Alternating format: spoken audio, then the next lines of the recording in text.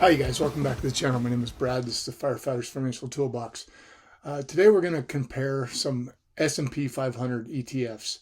I had a viewer send me this article. Now it is dated. This is from March 26th of last year. And it's from a blog post called The Wall Street Physician. It says, what is the best S&P 500 ETF? SPY, VOO, or IVV? The S&P 500 is a benchmark index by which many investors compare their returns. Many index investors use either the S&P 500 or the total stock market index as the backbone of their portfolio. Warren Buffett has repeatedly said that ordinary investors should invest in an S&P 500 index fund for the stock portion of their portfolios. I agree with him. I personally use both. I like the total stock market better because I like having small caps, but like in my 457, I have a S&P 500 index. So let's keep reading.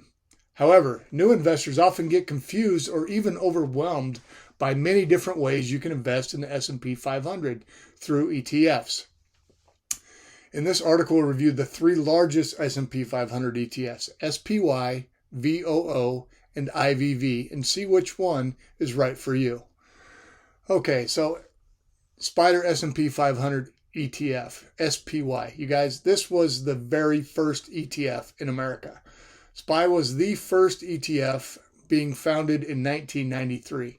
There were certainly index funds prior to 1993. As you know, John Bogle founded Vanguard in 74 and introduced the first index fund, which, by the way, was an S&P 500 index fund in 1975.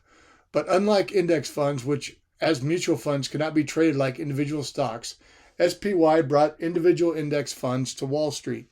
The ETF was incredibly popular, and the price could closely track the index, as arbitrageurs would take advantage of any discrepancy between the ETF price and the price of the underlying S&P 500 components.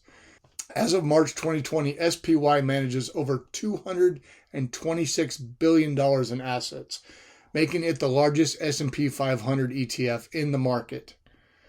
VFIAX is the largest S&P 500 index fund at over 500 billion assets, but we're just looking at ETFs. The expense ratio is 0.095%.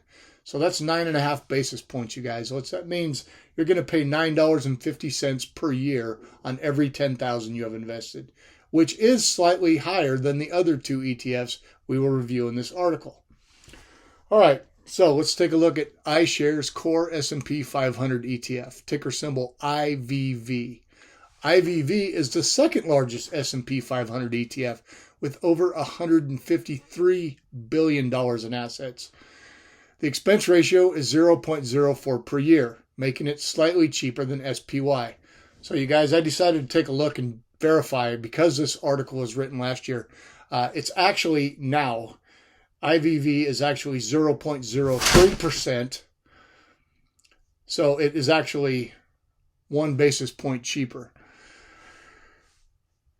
Third one is the Vanguard S&P 500 ETF, ticker symbol VOO, and I think we all know this one. Vanguard is the largest provider of index funds in the world. However, for the S&P 500 ETFs, they only have the third largest ETF. As of March 2020, VOO manages over $110 billion in assets. The expense ratio is 0.03% per year, making it cheaper to own than IVV or SPY. Now, actually, as we said, it's actually the same price as IVV now. So which S&P 500 ETFs should I invest in? The differences between SPY, IVV, and VOO are relatively small, so you won't go significantly wrong by investing in any of the three. However, since VOO has the lowest expense ratio, I would choose that over IVV and SPY. So you guys, it's the same price now. So I decided because it is, so let's keep reading though real fast. We're going to do a comparison between VOO and IVV over on ETF.com, and we're going to see how they compare.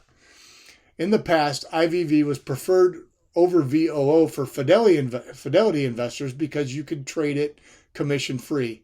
Now that Fidelity and many other brokerages offer commission-free trading for all stocks, investors can choose an ETF based on the expense ratio So it's not really an issue anymore. And as he said, he would recommend VOO over IVV. In conclusion, all three are excellent low-cost options to invest in the S&P 500 index. In general, you can't go wrong with either of the three options. But if you must choose one, I would choose VOO for its slightly lower expense ratio, 0.03%. What do you guys think? Which S&P 500 ETF do you use in your portfolio? You guys, do me a favor. Put in the comments what ETF, or if you use index funds and you use S&P 500 funds, let me know which ones you guys use and why. Okay, you guys, we're doing a quick look at VOO versus IVV. This is a screenshot from the ETF.com comparison tool. And I've done a video on the past. If you haven't seen it, check it out up here. As you can see in the performance, as of May 5th is when this was updated this year. Year to date, it's up 43.39 for VOO and 42.19 for IVV. But you guys, let's take a look at the comparisons. Over the 3-month, they're within 0.33%. Year to date, they're within 0.4%. 1 year, there's about 1.5%. But let's go back and remember, these are long-term holdings. So as far as I'm concerned, let's look at 5-year and 10-year. So the 5-year, we're talking about 0.2% of difference. 10 years, it's 0.1%. They're both 14.19 and 14.09 for the 10-year, and 17.28 and 17.09 for the 5-year. So these have done outstanding over the last 10 years, you guys. Incredibly high. Which one do you choose if the fees are the same? I don't think it makes that much difference. I think they're both going to do well for you. They're both big funds. They're easy to trade, easily exchanged, and they're tracking an index. And so, as I said, a simple way for you to get these 500 largest companies in America, like Warren Buffett says you should, in a low-cost wrapper. All right, you guys, I hope you enjoyed this. If you did, do me a favor. Give me that thumbs up. If you're not already subscribed, you know the deal. Hit the red button, ring the bell. You'll get notified every time I make a new video. All right, we'll see you. Thanks.